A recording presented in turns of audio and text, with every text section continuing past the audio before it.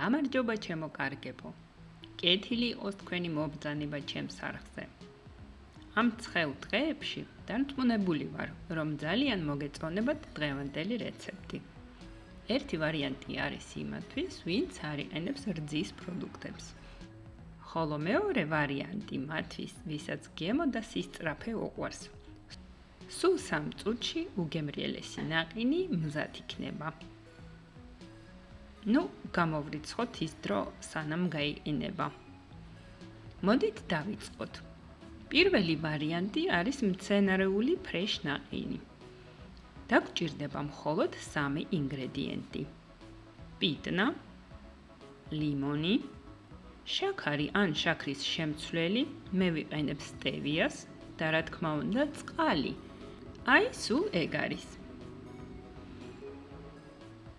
ამ მეთოდით შეგიძლიათ მოამზადოთ ხილის ყინულის ნებისმიერი გემოთი. უბრალოდ შეცვალეთ და შეურიეთ თქვენი საყვარელი ხილი ან ბალახები.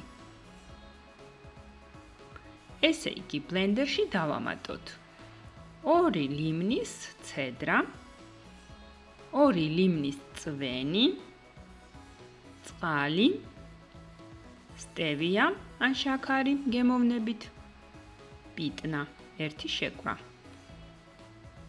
მარტო ფოთლები. ყველაფერს კარგად ვაბლენდერებთ და დავტოვოთ 20 წუთით. თუ პიტნის სტრუქტურა არ გაწუხებთ, შეგიძლიათ არ გაწუროთ.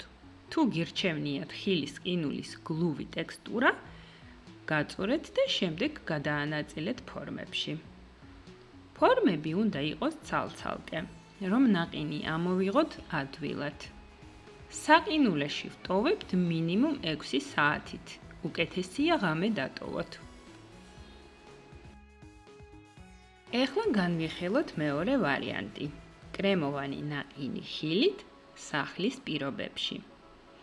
აქ უკვე ფანტაზიას დიდი ადგილი აქვს. გამოიყენეთ საყვარელი ხილი, განსაკუთრებით ის, რაც კარგად იყინება. ამჯერად მე არ მქონდა გაყინული გარგარი, ამიტომ გამოვიყენეთ ცოცხალი და გაჩვენებთ ხრიქს, როგორ უნდა გააკეთოთ მაგ შემთხვევაში.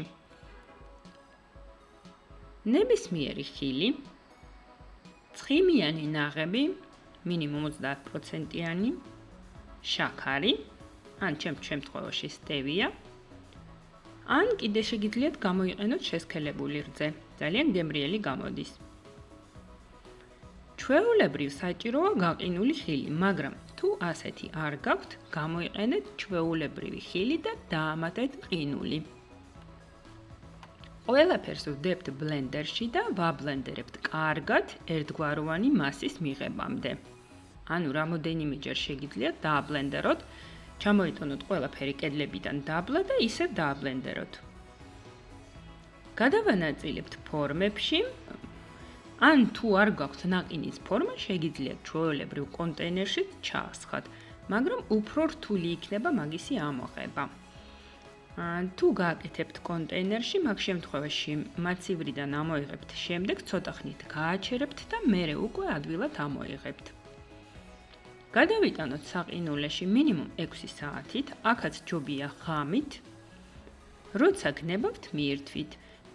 შეგიძლიათ მორთოთ შოკოლადის ზოლებით, ან საერთოდ ამოავლოთ მთლიანი ნაყინი შოკოლადში.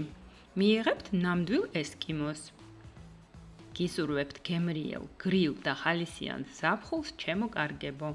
გამოიწერეთ ჩემი არხი, მე თქვენთვის ვამზადებთ მარტივ და გემრიელ ზაფხულის რეცეპტებს. ნახვამდის და მომავალ შეხვედრამდე.